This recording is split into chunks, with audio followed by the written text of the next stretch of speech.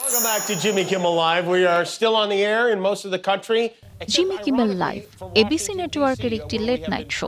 মার্কিন এই টিভি অনুষ্ঠান হঠাৎই বিশ্ব গণমাধ্যমের আলোচনায়। চার্লি কার্ক হত্যাকাণ্ড ইস্যুতে ট্রাম্প প্রশাসনের সমালোচনা করায় বন্ধ করে দেওয়া হয়েছিল এর সম্প্রচার। তবে ব্যাপক সমালোচনার তোড়ে সপ্তাহখানেক পর আবারও সম্প্রচারে আসে এটি।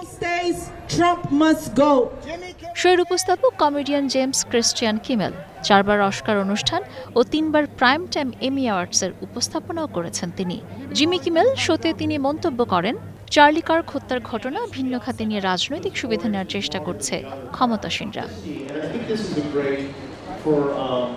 এতে ব্রডকাস্টার নেক্সটার ও সিনক্লেয়ার তাদের টিভিতে জিমি কিমেল লাইভ অনুষ্ঠানটি বন্ধ করে দেয়। তারপরও কিমেলের বিরুদ্ধে ব্যবস্থা নিতে ডিজনি ও এবিসি কর্তৃপক্ষকে আহ্বান জানান federal communications commission chairman Brendan Carr. মুক্ত সাংবাদিকতা ও মত প্রকাশের স্বাধীনতায় এমন আঘাতের বিরুদ্ধে সামাজিক যোগাযোগ মাধ্যমে শুরু হয় সমালোচনা। ডিজনি, হুলু ও এবিসি বয়কটের ক্যাম্পেইন শুরু করেন তারা। এতে সমঝোতায় রাজি হয় দুপক্ষ, ফিরিয়ে আনা হয় জিমি কিমেল শো। আবেগঘন মনোলোগ দিয়ে নিজের লেট নাইট শোতে ফেরেন জেমস ক্রিস্টিয়ান কিমেল।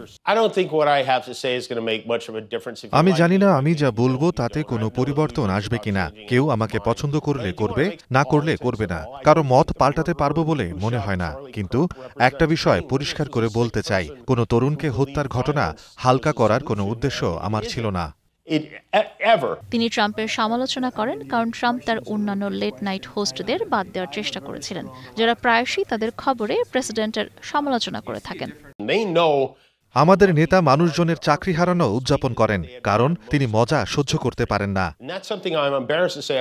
কিমেল তার প্রত্যাবর্তনে পূর্ণাঙ্গ ক্ষমা চাননি, তবে বিষয়টির গুরুত্ব স্বীকার করেছেন এবং যারা আহত হয়েছেন তাদের অনুভূতির প্রতি শ্রদ্ধা জানিয়েছেন।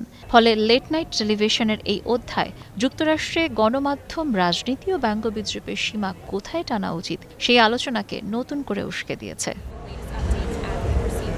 Sabina Sultana, star news.